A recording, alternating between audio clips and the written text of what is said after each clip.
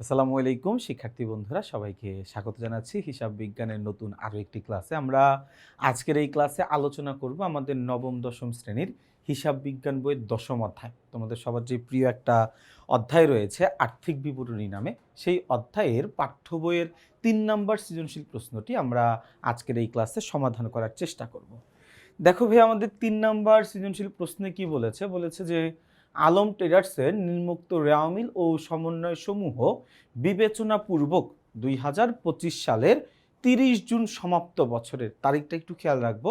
2025 সালের 30 জুন সমাপ্ত বছরের বিশদ আয় বিবরণী, মালিকানা সত্ত্বের পরিবর্তন বিবরণী এবং আর্থিক অবস্থার বিবরণী প্রস্তুত করো। ভালো কথা, আমাদের সামনে আমাদের রেওয়া মিলটা দেওয়া আছে, নিচে কি আর কিছু আছে? না, নিচে আর কোনো কিছু নাই, তার মানে এতটুকুই প্রশ্ন আমাদের সামনে দেওয়া আছে। আচ্ছা, আমরা একটু দেখি কি বলা আছে প্রশ্নটাতে।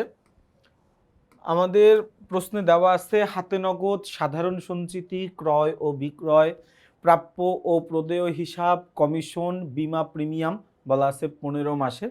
এই যে রেওয়া মিলের কোনো এন্ট্রির আগে পরে উপরে নিচে যদি কোনো মাসের নাম, কোনো বছর, কোনো তারিখ, কোনো ভগ্নাংশ, কোনো পার্সেন্টেজ, যে কোনো কিছু বলা আছে মানে বুঝে নিতে হবে এখানে একটা কাহিনী আছে। কাহিনীটা হচ্ছে এটা নিজে নিজেই একটা সমন্বয় হয়ে যাচ্ছে তখন। আচ্ছা, এরপরে দেখো বলা আছে উত্তোলন ও মূলধন বলা আছে ব্যাংক জমাতিরিক্ত 1/1/2025 তারিখ বলা আছে, মানে আমাকে এটা বোঝাচ্ছে যে আমি এই ব্যাংক জমাতিরিক্তটা নিয়েছি 2025 সালের জানুয়ারি মাসের 1 তারিখে। এবার কুড়িন ও কুড়িন সঞ্চিতি, জাহাজ ভাড়া ও উপভাড়া, মণিহারি, জীবন বীমা সেলামি দেওয়া আছে। তারপরে দেওয়া আছে হচ্ছে 10% সঞ্চয়পত্র। এই যে 10% বলা আছে মানে এটা বোঝাচ্ছে যে এই ঋণপত্র বা এই সঞ্চয়পত্রের উপরে 10% সুদ হবে। অফিস সরঞ্জাম দেওয়া আছে, গবেষণা ব্যয় দেওয়া আছে। গবেষণা ব্যয় এই টার্মটা আমাদের কাছে কিছুটা নতুন, অর্থাৎ বিগত বছরের বইগুলোতে গবেষণা ব্যয় এই জিনিসটা ছিল না। গবেষণা ব্যয় হচ্ছে একটা বিলম্বিত মুনাফা জাতীয় ব্যয়, এটাকে আমরা অসমন্বিত ব্যয় বা ভুয়া সম্পত্তি হিসাবে ট্রিট করব এটাকে আমরা। পুঞ্জীভূত অবচয় অফিস সরঞ্জামের বলা আছে। 1 নম্বর সমন্বয় কি বলা আছে ভাইয়া দেখি। বলা আছে অলিখিত ধারে বিক্রয় 30,000 টাকা। আমি পণ্য বিক্রি করছি, পুরো বিক্রয়টা আমি করছি হচ্ছে ধারে। পুরো বিক্রয়টা কিভাবে করছি? ধারে করছি। তো ধারে বিক্রি করলে এটাকে আমি একবার লিখব বিক্রয়ের সাথে, আরেকবার লিখব হচ্ছে প্রাপ্য হিসাব, যেটাকে আমরা অনেক আগে দেনাদার বলতাম ওইটার সাথে। তাহলে হচ্ছে একবার বিক্রয়ের সাথে যোগ, একবার প্রাপ্য হিসাবের সাথে যোগ। এবার বলা আছে অব্যবহৃত মণিহারি 2500 টাকা। আচ্ছা, মণিহারি অব্যবহৃত অবস্থায় আছে, তাহলে এটাকে আমি মণিহারি থেকে বাদ দিব একবার, আরেকবার সম্পত্তি হিসাবে দেখাই দিব। তাহলে এটা মণিহারির সাথে লিখে ফেললাম। ব্যাংক জমাতিরিক্তের উপর 10% হারে সুদ ধার্য করতে হবে।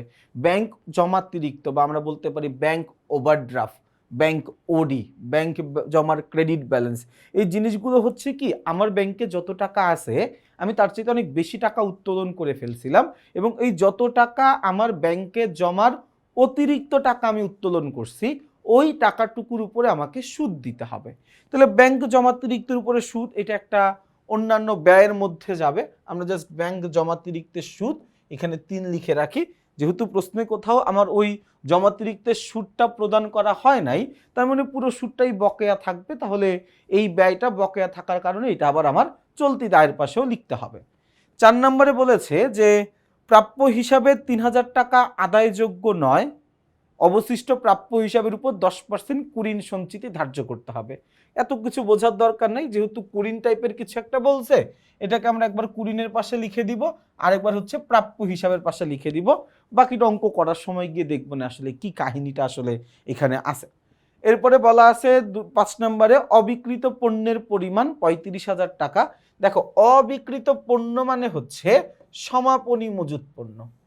অবিকৃত পণ্য মানে হচ্ছে সমাপনী মজুত পণ্য। মানে সমাপনী মজুত পণ্য জিনিসটা আসলে কি? জিনিসটা হচ্ছে আমি বছর শেষে বা মাস শেষে যেই পরিমাণের পণ্য বিক্রি করতে পারি নাই ওইটাকে আমি বলি হচ্ছে সমাপনী মজুত পণ্য, তাই না? তাহলে এখানে সমাপনী মজুত পণ্য কত টাকা? 35,000 টাকা। এইটুকু আমরা সবাই বুঝছি।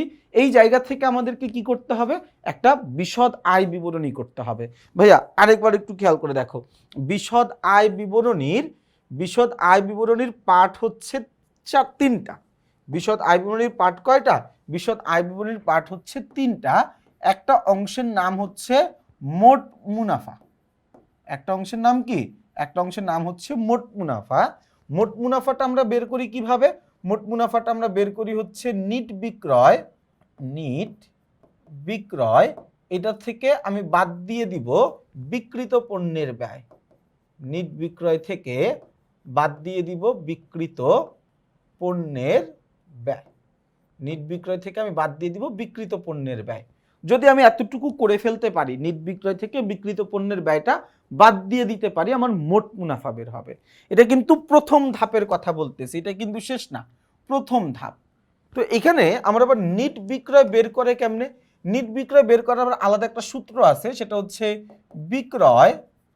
বিক্রয়ের সাথে যোগ করতে হবে যোগ অলিখিত বিক্রয়। অলিখিত বিক্রয় বাদ বিক্রয় ফেরত বাদ বিক্রয় বাট্টা বাদ মুনাফাবিহীন বিক্রয়। ভাইয়া এই কয়েকটা জিনিস যদি আমি যোগ বিয়োগ করে ফেলতে পারি, তাহলে আমার নিট বিক্রয়ের পরিমাণটা বের হবে। এই নিট বিক্রয় থেকে আমাকে বাদ দিতে হবে বিক্রিত পণ্যের ব্যয়। এখন কথা হচ্ছে বিক্রিত পণ্যের ব্যয়টা আবার কিভাবে বের করে? দেখো, বিক্রিত পণ্যের ব্যয় আমার এটা বের করারও আলাদা একটা সূত্র আছে। সূত্রটা কি ভাইয়া? সূত্রটা হচ্ছে প্রারম্ভিক মজুদ পণ্য। এই সূত্রটা হচ্ছে কি? প্রারম্ভিক মজুদ পণ্য যোগ নিট ক্রয় যোগ সকল প্রকার প্রত্যক্ষ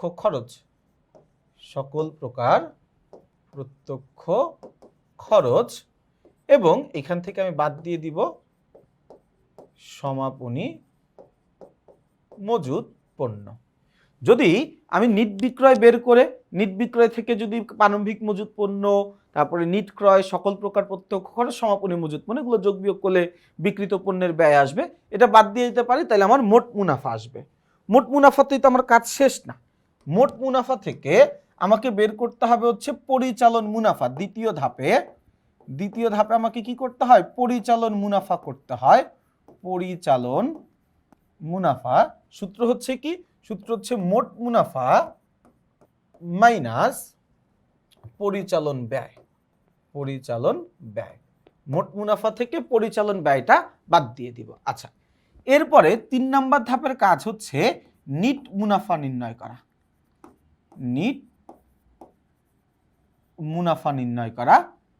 সূত্রটা কি হবে ভাইয়া? সূত্রটা হচ্ছে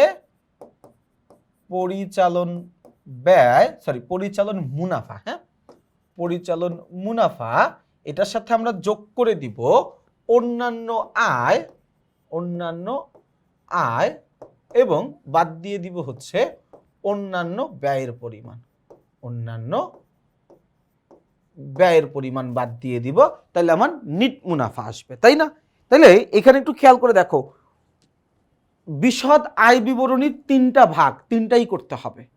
মালিকানা সত্ত্ব পরিবর্তন বিবরণী পুরোটাই করতে হবে, আর্থিক অবস্থার বিবরণীও পুরোটাই করতে হবে।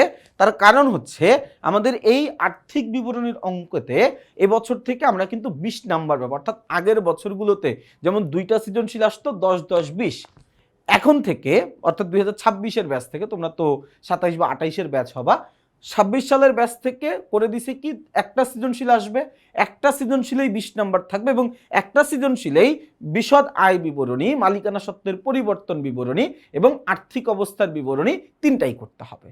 তো আমরা এই 3টা অঙ্কই করব। তো সবার আগে করতে হবে কি?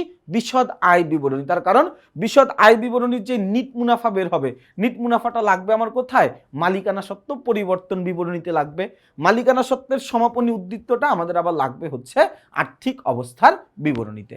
তাহলে আসো আমরা আগে এখান থেকে বিশদ আয় বিবরণীটা করে ফেলি। হ্যাঁ, আচ্ছা, যেটা বলছিলাম যে বিশদ আয় বিবরণী করার জন্য আমার সবার আগে কি দরকার ভাইয়া? মোট মুনাফা বের করা দরকার। মোট মুনাফা বের করব কিভাবে? নিট বিক্রয় থেকে আমরা বিক্রিত পণ্যের ব্যয়টা বাদ দিয়ে দিব। নিট বিক্রয় বের কিভাবে করতে হয় এটাও আমরা দেখেছি।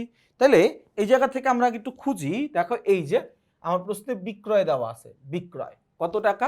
বিক্রয় থাকবে ক্রেডিট পাশে 4,20,000 টাকা। তো আমি বিক্রয় লিখে ফেললাম, বিক্রয় 4,20,000 টাকা। এই যে হ্যাঁ, বিক্রয় 4,20,000 টাকা, বিক্রয় 4,20,000 টাকা লিখলাম। এখানে বিক্রয়ের সাথে আমাকে যোগ করতে হবে অলিখিত বিক্রয়, বাদ দিতে হবে বিক্রয় ফেরত, বাদ দিতে হবে বিক্রয় বাট্টা, বাদ দিতে হবে মুনাফাবিহীন বিক্রয়। আমরা দেখি এর মধ্যে কোন জিনিসগুলো আমার প্রশ্নে আছে। বিক্রয়ের সাথে 1 নম্বরে একটা সমন্বয় ছিল, বলা আছে অলিখিত ধারের বিক্রয়। এই যে অলিখিত বিক্রয় আমরা পাইলাম 30,000 টাকা। তাহলে এই অলিখিত বিক্রয়টা আমি যোগ করে দিব, বিক্রয়ের সাথে যোগ অলিখিত বিক্রয় 4,20,000 যোগ 30,000 যোগ করলে কত হবে? 4,50,000, 4,50,000 আমরা যোগ করে দিলাম এটা। আচ্ছা, নিট বিক্রয় থেকে আমাকে বাদ দিতে হবে কি ভাইয়া? নিট বিক্রয় থেকে আমাকে বাদ দিতে হবে হচ্ছে বিক্রিত পণ্যের ব্যয়। কি বাদ দিতে হবে? বিক্রিত পণ্যের ব্যয় বাদ দিতে হবে। ভাইয়া বিক্রিত পণ্যের ব্যয় আমরা বের করব কিভাবে? প্রারম্ভিক মজুত পণ্য যোগ নিট ক্রয় যোগ সকল প্রকার প্রত্যক্ষ খরচ এবং সেখান থেকে বাদ দিয়ে দিব বাদ সমাপনী মজুত পণ্য। তাহলে এখানে আমরা একটু দেখি প্রারম্ভিক মজুত পণ্য কত টাকা দেওয়া আছে আমার এই প্রশ্নে। প্রারম্ভিক মজুত পণ্য, আচ্ছা প্রশ্নে প্রারম্ভিক মজুত পণ্য নাই। দেখো সূত্র অনুযায়ী যেটা যেটা থাকবে আমি সেটা সেটা লিখব, যেটা যেটা থাকবে না সেটা তো আমার পক্ষে আর লেখা সম্ভব না, তাই না? তো ওই জিনিসগুলো আমরা লিখতে পারবো না, প্রারম্ভিক মজুত পণ্য নাই। তাহলে এখন আমাকে ক্রয়ে চলে যেতে হবে। ক্রয় দেওয়া আছে কত টাকা? 2,50,000 টাকা। তাহলে আমরা ক্রয়ের টাকাটুকু আগে লিখে ফেলি। এই যে দেখো ক্রয়ের টাকা লিখে ফেললাম। এই যে এখন আমার এখানে লেখার কথা ছিল নিট ক্রয়। নিট ক্রয় বের করার সূত্র হচ্ছে ক্রয় যোগ অলিখিত ক্রয় যোগ হচ্ছে ক্রয় যোগ অলিখিত ক্রয় বাদ ক্রয় ফেরত বাদ ক্রয় বাট্টা বাদ মুনাফাবিহীন বিক্রয় বাদ বিনামূল্যে পণ্য বিতরণ বাদ মালিক কর্তৃক পণ্য উত্তোলন। এই জিনিসগুলো আমাকে বাদ দিতে হইতো, কিন্তু আমার এই প্রশ্নে ক্রয় ছাড়া ক্রয়ের সাথে যোগ বিয়োগ করতে হবে এমন কোনো কিছু আমার প্রশ্নটার মধ্যে দেওয়া নাই। দেওয়া না থাকলে আমাকে লিখতেও হবে না, আমি লিখবো না, আমি শুধুমাত্র ক্রয় লিখে দিলাম এবং যেটাই ক্রয় সেটাই আমার জন্য নিট ক্রয়। ওকে, এখন ক্রয়ের সাথে যোগ করতে হবে সকল প্রকার প্রত্যক্ষ খরচ। সকল প্রকার প্রত্যক্ষ খরচ কি কি? ক্রয় পরিবহন, আমদানি শুল্ক, জাহাজ ভাড়া, জলযান ভাড়া, মজুরি, শুল্ক, তারপরে হচ্ছে তোমার এখানে ডক চার্জ, ড্রয়িং অফিস বেতন, এগুলো সব হচ্ছে আমার জন্য প্রত্যক্ষ খরচ, তাই না? আচ্ছা, এই সকল প্রত্যক্ষ খরচের মধ্যে দেখো শুধুমাত্র আমার জাহাজ ভাড়া দেওয়া আছে। জাহাজ ভাড়া কত টাকা দেওয়া আছে ভাইয়া? 23,000 টাকা। তাহলে জাহাজ ভাড়া 23,000 টাকায় আমি লিখে ফেলবো। এই যে জাহাজ ভাড়া 23,000 টাকা আমি লিখে ফেললাম। বিক্রিত পণ্যের ব্যয় বের করার সূত্র কি ছিল? প্রারম্ভিক মজুত পণ্য আমার প্রশ্নে নাই। যোগ নিট ক্রয় বের করছি 2,50,000 টাকা যোগ সকল প্রকার প্রত্যক্ষ খরচ, একটাই প্রত্যক্ষ খরচ দেওয়া ছিল জাহাজ ভাড়া। এগুলো যোগ করে এইগুলো যোগ করে বাদ দিয়ে দিব কি? সমাপনী মজুত পণ্য বা বছর শেষে মজুত পণ্য বা অবিকৃত পণ্যের পরিমাণ। 5 নম্বর সমন্বয়ে বলেই দিছে বছর শেষে অবিকৃত পণ্যের পরিমাণ 35,000 টাকা। এটা আমার জন্য সমাপনী মজুত পণ্য, এটা আমার জন্য কি? সমাপনী মজুত পণ্য। তাইলে এই যে দেখো এখানে আমি লিখে ফেললাম বাদ সমাপনী মজুত পণ্য। 2,73,000 টাকা থেকে 35,000 টাকা বাদ দিব, তাহলে থাকবে কত? 2,38,000 টাকা। এই 2,38,000 টাকার নাম হচ্ছে বিক্রিত পণ্যের ব্যয়। এই 2,38,000 টাকার নাম কি? বিক্রিত পণ্যের ব্যয়। আমি কি করব ভাইয়া? নিট বিক্রয় থেকে বাদ দিয়ে দিব বিক্রিত পণ্যের ব্যয়। নিট বিক্রয় থেকে আমি বাদ দিয়ে দিব কি? বিক্রিত পণ্যের ব্যয়। নিট বিক্রয় থেকে বিক্রিত পণ্যের ব্যয় বাদ দিলে আমার মোট মুনাফা আসবে। তো 4,50,000 টাকা থেকে 2,38,000 টাকা বাদ দিব, আমার আসবে কি এখানে? আমার এখানে আসবে হচ্ছে মোট মুনাফা। মোট মুনাফা কত টাকা আসলো? 2,12,000 টাকা। ওকে, মোট মুনাফা পর্যন্ত আমরা বুঝলাম। মোট মুনাফার সাথে আমাকে বাদ দিতে হবে পরিচালন ব্যয়ের পরিমাণ। আমার প্রশ্নে যত ধরনের পরিচালন ব্যয় থাকবে সবগুলা পরিচালন ব্যয় আমি একটা একটা করে বাদ দিয়ে দিব, তাই না? আচ্ছা, তো আমরা চলে যাই দেখি কি কি পরিচালন ব্যয় আমার প্রশ্নে দেওয়া আছে। আচ্ছা, হাতে নগদ সাধারণ সঞ্চিতির কাজ এখানে নাই, প্রাপ্য প্রদেয় এটার কাজ একটু পরে করব। কমিশন, দেখো কমিশন বলে দুইটা বলা আছে। কমিশন 4 নম্বরে ছিল, একটা ডেবিট পাশে আছে একটা ক্রেডিট পাশে আছে। ডেবিট পাশে যেটা সেটা হচ্ছে প্রদত্ত কমিশন, আর ক্রেডিট পাশে যেটা সেটা হচ্ছে প্রাপ্ত কমিশন। মনে রাখবা প্রদত্ত কমিশন হচ্ছে ব্যয়, প্রদত্ত কমিশন কি মুনাফা জাতীয় ব্যয় বা পরিচালন ব্যয় বলতে পারি, তাই না? তাহলে প্রদত্ত কমিশনটা আসবে, আমি প্রদত্ত কমিশনটা লিখে ফেললাম, এই যে প্রদত্ত কমিশন। এরপরে দেখি ভাই প্রদত্ত কমিশনের পরে কি দেওয়া আছে, দেওয়া আছে বিমা প্রিমিয়াম। বিমা প্রিমিয়াম দেওয়া আছে কত টাকা, 30,000 টাকা। 1 2 3 4 বিমা প্রিমিয়াম দেওয়া আছে 30,000 টাকা, কিন্তু কয় মাসের জন্য দিছি, 15 মাসের জন্য দিছি। ভাইয়া আমি বিমা প্রিমিয়াম দিছি কয় মাসের জন্য, 15 মাসের জন্য। আমার অঙ্ক কয় মাসের, অঙ্ক হচ্ছে 12 মাসের, 1 বছরের অঙ্ক। তাহলে 3 মাসের টাকা অগ্রিম আছে, তাই না? তাহলে এটাকে আমি যদি 15 দিয়ে ভাগ করি, আমার 1 মাসেরটা বের হবে, আর এটাকে যদি আমি 3 দিয়ে গুণ করি তাহলে আমার 3 মাসেরটা বের হবে। তাইলে 600 টাকার মতো আসবে নাকি, দেখি তো দাঁড়াও, 1 2 3 4 3000 ভাগ 15, হ্যাঁ 6000 টাকা আসবে। ঠিক আছে, আসবে কত, 6000 টাকা। এই 6000 টাকা হচ্ছে আমার জন্য অগ্রিম, এই 6000 টাকা কি আমার জন্য অগ্রিম। তো অগ্রিমটুকু আমার বাদ দিয়ে দিতে হবে। মনে রাখবা বকেয়া থাকলে যোগ করতে হয়, অগ্রিম থাকলে বিয়োগ করতে হয়। হিসাব বিজ্ঞানে আর্থিক বিবরণীর অঙ্ক যেখানেই করি না কেন, বকেয়া থাকলে যোগ, অগ্রিম থাকলে বিয়োগ। তাহলে এই যে বিমা প্রিমিয়াম লিখলাম 30,000 টাকা, বাদ দিয়ে দিব অগ্রিম কত টাকা, 6,000 টাকা। 30,000 টাকা থেকে 6,000 টাকা বাদ দিব, থাকবে কত, থাকবে হচ্ছে 24,000 টাকা। কত থাকবে, 24,000 টাকা। ওকে, এইটুকু আমরা বুঝলাম। এরপর আমরা চলে যাব হচ্ছে উত্তোলন, ব্যাংক জমাতিরিক্ত, কুরিন।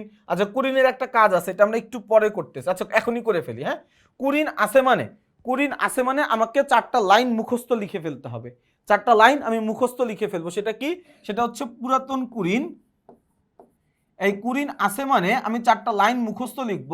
সেটা হচ্ছে পুরাতন কুরিন যোগ নতুন কুরিন যোগ নতুন কুরিন সঞ্চিতি, কুরিন সঞ্চিতি বাদ পুরাতন কুরিন সঞ্চিতি, পুরাতন কুরিন সঞ্চিতি। আচ্ছা এই 4টা লাইন আমি একদম মুখস্থ লিখে ফেলবো। পুরাতনগুলো পাবো আমি রেওয়া মিলের মধ্যে। যেমন দেখো এখানে কুরিন দেওয়া আছে কত, কুরিন দেওয়া আছে হচ্ছে 3,000 টাকা, তাহলে পুরাতনটা রেওয়া মিলে থাকবে 3,000 টাকা। ও কুরিন সঞ্চিতি 2,000 টাকা, তাহলে পুরাতন কুরিন সঞ্চিতি 2,000 টাকা। ওকে, এই সম্পর্কে সমন্বয় কি বলছে দেখো, বলছে প্রাপ্য হিসাবের 3,000 টাকা আদায়যোগ্য নয়, তাহলে নতুন কুরিন কত, নতুন কুরিন হচ্ছে 3,000 টাকা এবং অবশিষ্ট দেনাদারের উপরে 10% কুরিন সঞ্চিতি। আচ্ছা অবশিষ্ট দেনাদার বা প্রাপ্য হিসাব কত আছে দেখি তো, প্রাপ্য হিসাব আছে হচ্ছে 60,000 টাকা। 1 2 3 4 প্রাপ্য হিসাব দেওয়া আছে কত, 60,000 টাকা। প্রাপ্য হিসাবের সাথে 2টা সমন্বয় আছে, তাই না? এই প্রাপ্য হিসাবের সাথে সমন্বয় আছে কয়টা, প্রাপ্য হিসাবের সাথে সমন্বয় আছেই 2টা। কি কি সমন্বয়, সবার প্রথম অলিখিত ধারে বিক্রয় আছে, তাহলে এটাকে যোগ করতে হবে কত, 30,000 টাকা। 1 2 3 4 30,000 যোগ করলে আসবে কত, আসবে হচ্ছে 90,000 টাকা, 90,000 টাকা। আচ্ছা এরপরে কি আছে, এরপরে হচ্ছে অলিখিত ইয়া আছে, নতুন কুরিন আছে। নতুন কুরিন কত, 3,000 টাকা। তো নতুন কুরিন 3,000 টাকা বাদ দিতে হবে, বাদ দিলে এখানে থাকবে কত, এখানে থাকবে হচ্ছে আমার 87,000 টাকা। এই 87,000 টাকার নাম হচ্ছে নিট দেনাদার, না সরি এটার নাম নিট দেনাদার না, এটার নাম নিট দেনাদার না, সরি সরি সরি।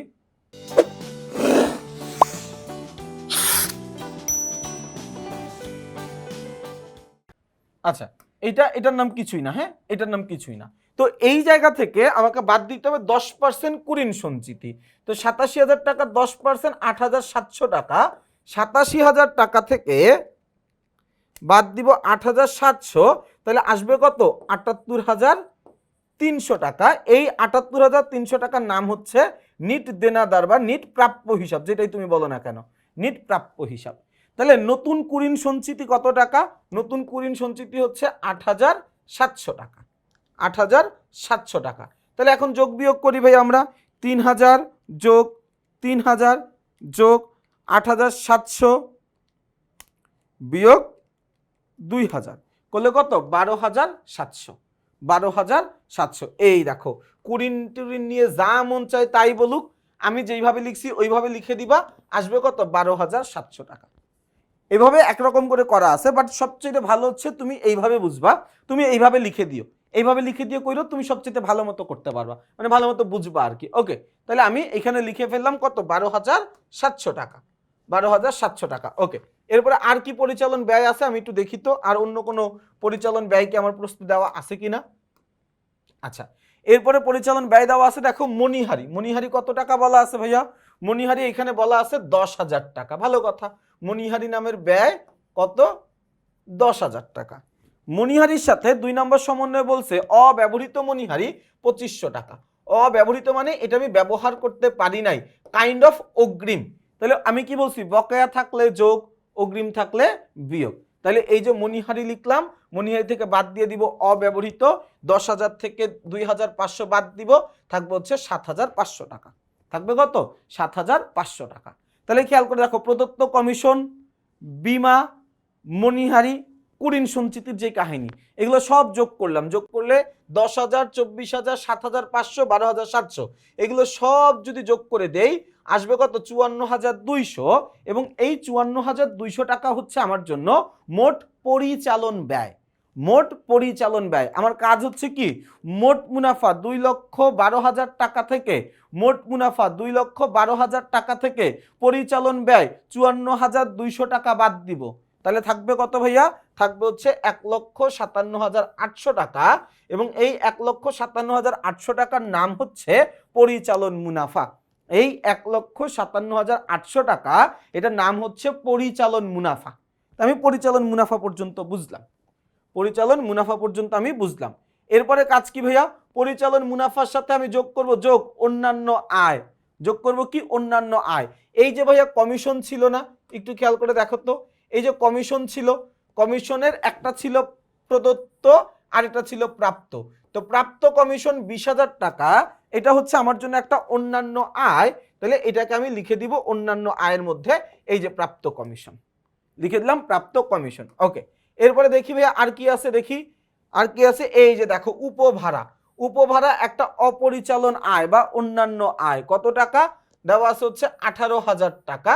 তাহলে এটাকে আমি লিখে ফেলবো অন্যান্য আয়ের মধ্যে 18,000 টাকা। এই উপভাড়া এই যে লিখে ফেললাম কত টাকা, 18,000 টাকা।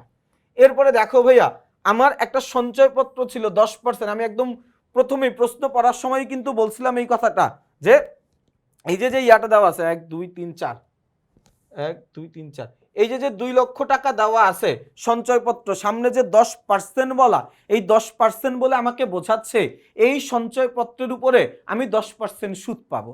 তাহলে আমি যদি এটার উপরে 10% সুদ পাই, এটার উপরে যদি আমি 10% সুদ পাই, কত, 2 লাখ, 1 2 3 4 5 ইন্টু 10%, 10% করবা, দেখবা আসবে কত, 20,000 টাকা। আসবে কত, 20,000 টাকা, তাই না?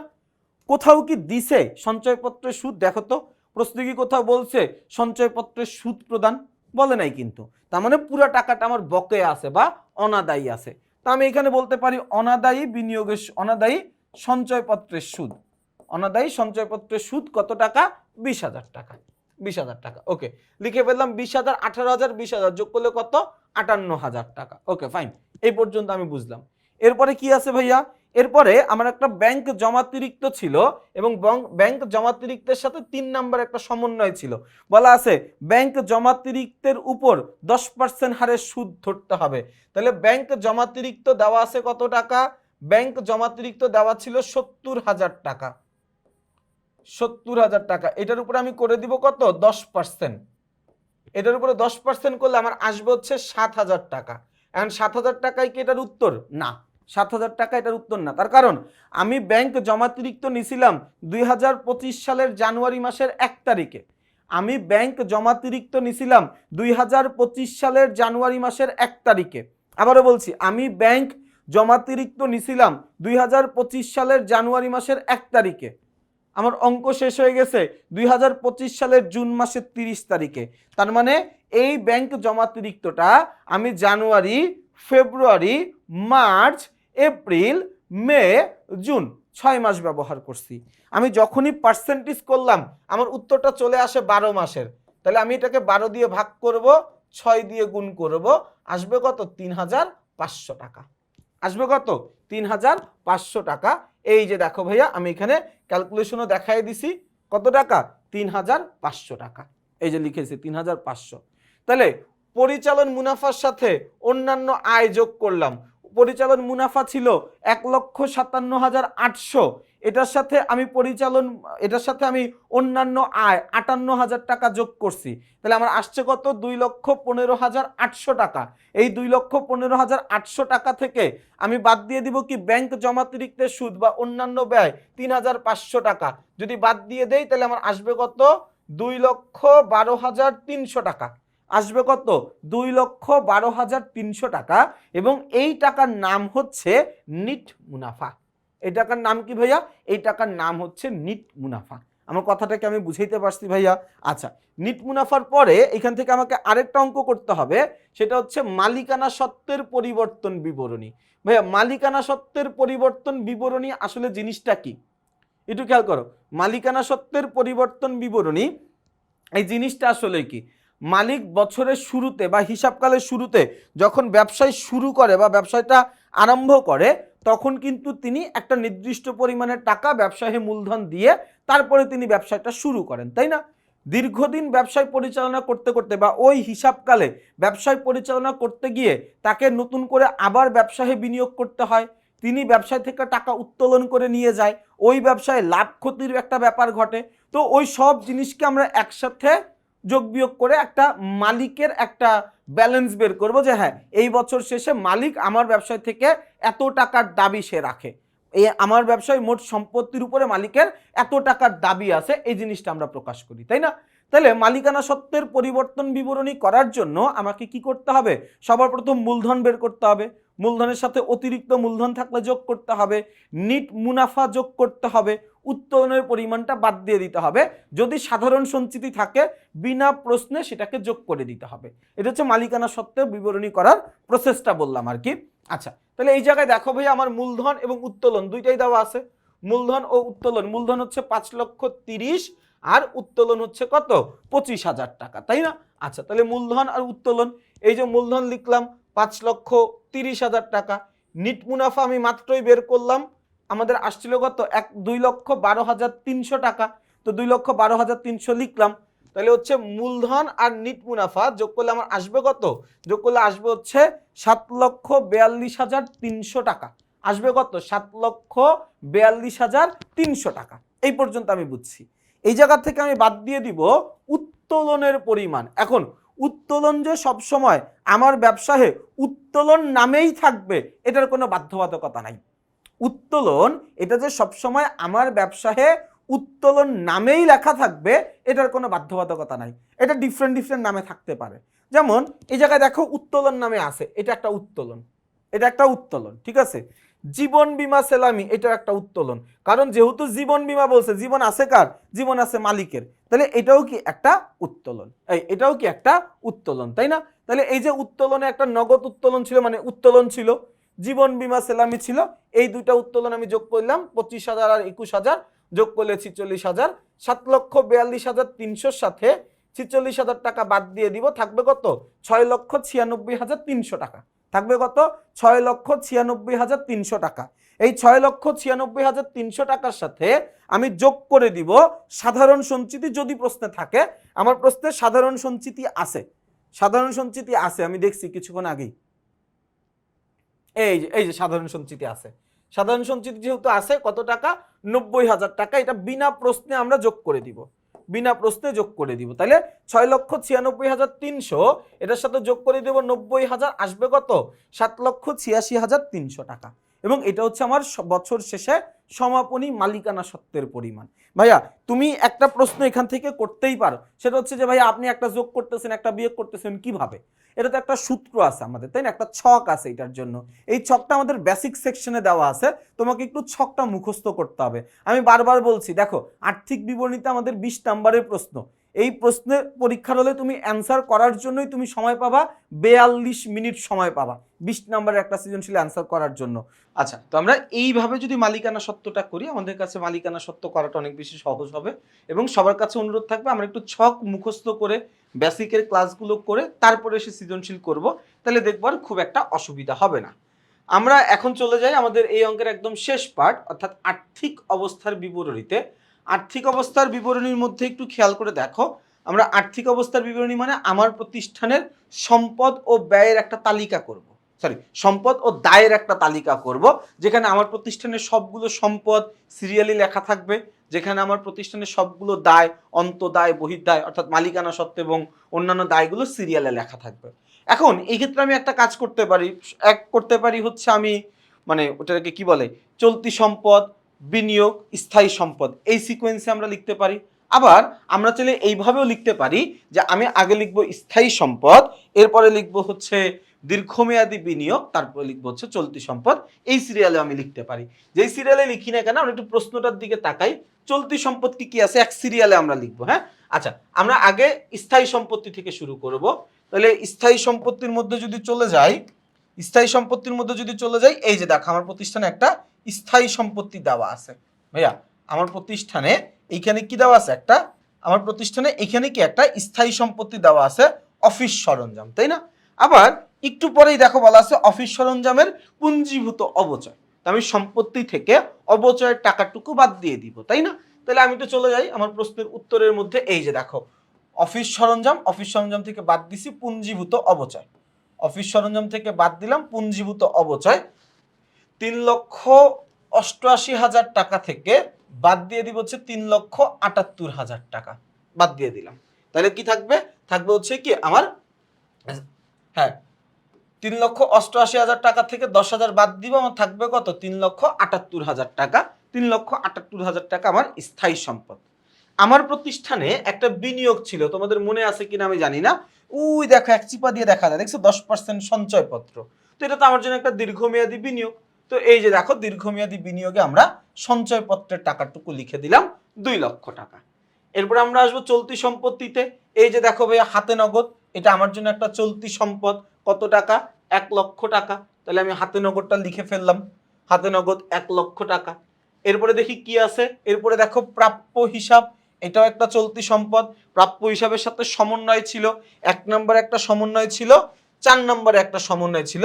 ওই সমন্বয়টা সমাধান করেই আমরা নিট প্রাপ্য হিসাব পাইছিলাম 78,300 টাকা। এটা আমরা বিশদ আয় বিবরণীর পরিচালন ব্যয় করার সময় এই জিনিসটা বের করছিলাম, তাই না? 78,300 টাকা। তাহলে আমি এই জায়গায় চোখ বন্ধ করে লিখে দিব 78,300 টাকা। কিভাবে আসছে, আমরা যখন পরিচালন ব্যয় করছি তখন এই জিনিসটা নিয়ে আমরা আলোচনা করছিলাম। এরপর আমরা গিয়ে দেখি আর কি আছে ভাইয়া, বীমা প্রিমিয়াম। এই যে দেখো বীমা প্রিমিয়াম আমি দিছি কয় মাসের, 15 মাসের। তাহলে 3 মাসের অগ্রিম ছিল, এই যে 6,000 টাকা, এটা অগ্রিম ছিল। বীমা প্রিমিয়াম এইটা আমার জন্য একটা ব্যয়, কিন্তু যেহেতু বীমা প্রিমিয়ামটা আমি অগ্রিম দিছি এই কারণে এটা আমার জন্য একটা সম্পদ হয়ে গেছে। তার কারণ ব্যয়ের অগ্রিমকে আমরা সম্পদ বলে বিবেচনা করি, ব্যয়ের অগ্রিমকে কি বলি, সম্পদ বলি, তাই না? তাহলে এই যে দেখো এই যে অগ্রিম বীমা কত টাকা, 6,000 টাকা। অগ্রিম বীমা কত টাকা, 6,000 টাকা। ওকে, এরপরে আমাদের এই যে সঞ্চয়পত্র ছিল, আচ্ছা অগ্রিম বীমা গেল, এরপরে হচ্ছে জীবন বীমা গেল, এই যে সঞ্চয়পত্রের উপরে 10% সুদ ছিল। সঞ্চয়পত্র ছিল 2 লক্ষ টাকা, 2 লক্ষ টাকা 10% হচ্ছে 20,000 টাকা। এই 20,000 টাকা আমি পাই নাই। দেখো সঞ্চয়পত্রের সুদ একটা আয়, পুরো রেওয়া মিলটার দিকে তুমি একবার খোঁজো, দেখো কোথাও কি আমার সঞ্চয়পত্রের সুদ দেওয়া আছে কিনা, কোথাও দেওয়া নেই। তার মানে আমি সঞ্চয়পত্রের সুদটা পাই নাই, আমার আয়টা বকেয়া আছে, আমার আয় এটা বকেয়া আছে। আয়ের বকেয়া সম্পদ, আয়ের বকেয়া কি, আয়ের বকেয়া হচ্ছে সম্পদ। তাহলে এটাকে আমি সম্পত্তির পাশে লিখে দিব, আয়ের বকেয়া সম্পদ। এই জন্য এই যে সঞ্চয়পত্রের অনাদায়ী সুদ আমি সম্পত্তির পাশে লিখলাম কত টাকা, 20,000 টাকা। ওকে, এরপরে দেখো আমার অব্যবহৃত মণিহারি ছিল, মানে মণিহারি ছিল কিছু টাকা, এর মধ্যে কিছু মণিহারি আমি ব্যবহার করতে পারি নাই, যেটাকে আমরা বলি হচ্ছে অব্যবহৃত মণিহারি। আচ্ছা এই যে দেখো আমার প্রশ্নে মণিহারি অব্যবহৃত আছে কোথায়, এই যে অব্যবহৃত মণিহারি কত, 2,500 টাকা। তো মণিহারি একটা ব্যয় ছিল, বাট মণিহারি নামক ব্যয়টা অব্যবহৃত থাকার ফলে এটা কাইন্ড অফ অগ্রিম হয়ে গেছে। তো অগ্রিম আমার জন্য এক প্রকারের সম্পদ, ব্যয়ের অগ্রিম সম্পদ। তো অব্যবহৃত মণিহারি এটাকে আমি কি করব, সম্পত্তি পাশে লিখে দিব। সম্পত্তি পাশে আরেকটা জিনিস আসবে, সেটা হচ্ছে মজুদ পণ্য। সমাপনী মজুদ পণ্য আমার প্রশ্নে দেওয়া ছিল কত টাকা, 35,000 টাকা। আমি লিখে ফেললাম 35,000 টাকা।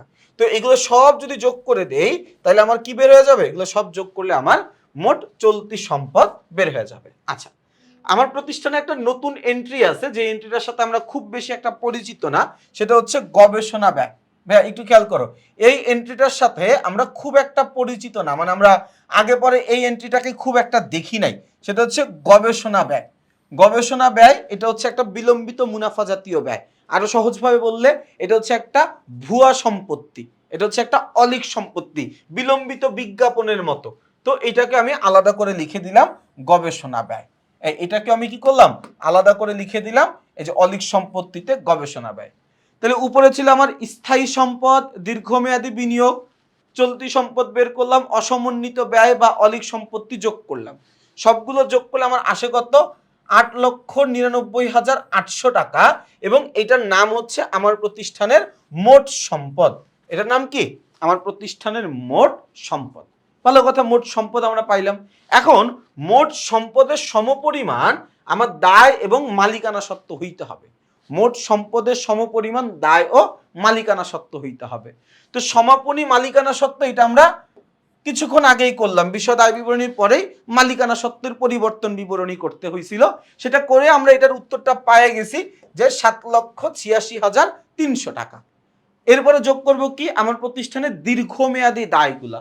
আমার প্রতিষ্ঠানে কি কোনো দীর্ঘমেয়াদী দায়, ঋণ, ঋণপত্র, জামানতি ঋণ, বন্ধকি ঋণ, এই ধরনের কোনো কিছু কি দেওয়া আছে? দেখো কোনো কিছুই দেওয়া নাই। দেখো কোনো কিছুই দেওয়া নাই। তো কোনো কিছু দেওয়া নাই মানে আমার প্রতিষ্ঠানের দীর্ঘমেয়াদী দায় নাই। তো দীর্ঘমেয়াদী দায় না থাকলে তো আর এটা লিখতে পারতেছি না। তাহলে আমরা চলে যাব চলতি দায়ের মধ্যে। চলতি দায়, বেশ কয়েকটা চলতি দায় আমার প্রতিষ্ঠানে আছে। যেমন এইখানে হচ্ছে প্রদেয় হিসাব। প্রদেয় হিসাব কত টাকা? 40,000 টাকা। এখানে আমি লিখলাম 40,000 টাকা। আচ্ছা, এরপরে আর কি কোনো প্রদেয় হিসাব ছিল? এই যে ব্যাংক জমাতিরিক্তের সুদ, এটা আমার জন্য ছিল একটা ব্যয়, কিন্তু যেহেতু আমি সুদটা কোনো জায়গায় প্রদান করি নাই, তার মানে আমার ব্যয়টা বকেয়া আছে। ব্যয়ের বকেয়া হচ্ছে একটা দায়, তো এটাও কিন্তু আমার দায়ের মধ্যে আসবে, তাই না? তাহলে দেখো এই যে প্রদেয় হিসাব, তারপর হচ্ছে কি এই যে ব্যাংক জমাতিরিক্তের সুদ এবং ব্যাংক জমাতিরিক্ত, এটা নিজেও একটা চলতি দায়, এজন্য এটাকে আমি এখানে লিখে দিলাম। এখন আমি তিনটা দায় যোগ করে দেই। 40,000, 70,000, 3,500 যোগ করলে কত আসবে? 1,13,500 টাকা। 1,13,500 এবং 7,86,300, এই দুটো যোগ করলে আমার আসে কত? 8,99,800 টাকা। আমার সম্পত্তিও আসছিল কত? 8,99,800 টাকা। তাহলে খেয়াল করে দেখো, মোট সম্পদ সমান সমান দায় যোগ মালিকানা সত্ত্ব। এই সূত্রটা কিন্তু আমরা প্রমাণ করতে পারছি, তাই না? তাহলে দেখো ক্লাসটা কিছুটা লম্বা হয়ে গেছে, কিছুটা বড় হয়ে গেছে, কিন্তু আসলে খুব একটা কিছু করার নাই। কারণ এই যে আমরা যেই প্রশ্নটা এতক্ষণ বসে সমাধান করলাম, এটার জন্য আমরা এসএসসি পরীক্ষাতে 20 নাম্বার পাবো। এবং আমরা যদি সময়ের হিসাব করি, এই সৃজনশীলটা করার জন্য আমাদের বোর্ড পরীক্ষায় একদম মানে বৈধভাবে আমার কাছে 42 মিনিট সময় থাকবে। এবং তুমি যদি অন্য সৃজনশীল আরো কম সময় অ্যান্সার করে নিয়ে আসতে পারো, তাহলে আরো বেশি সময় তুমি এইখানে দিতে পারবা। তো 42 মিনিট বসে তুমি শুধু একটা সৃজনশীল অ্যান্সার করবা, তাহলে তোমাকে বুঝতে হবে ওই সৃজনশীলটা আসলে কতটা বড় হবে বা কতটা সময় সাপেক্ষ হবে। তো আমি চেষ্টা করেছি আমার মতো করে 3 নম্বর সৃজনশীল প্রশ্নটা আলোচনা করার। আমি আশা করছি এই প্রশ্নটি তোমরা সবাই বুঝতে পেরেছো। আমরা আগামী ক্লাসে সৃজনশীল নাম্বার 4 নিয়ে আলোচনা করব। সেই পর্যন্ত সবাই ভালো থাকবা, সুস্থ থাকবা, আমার জন্য বেশি করে দোয়া করবা। আসসালামু আলাইকুম।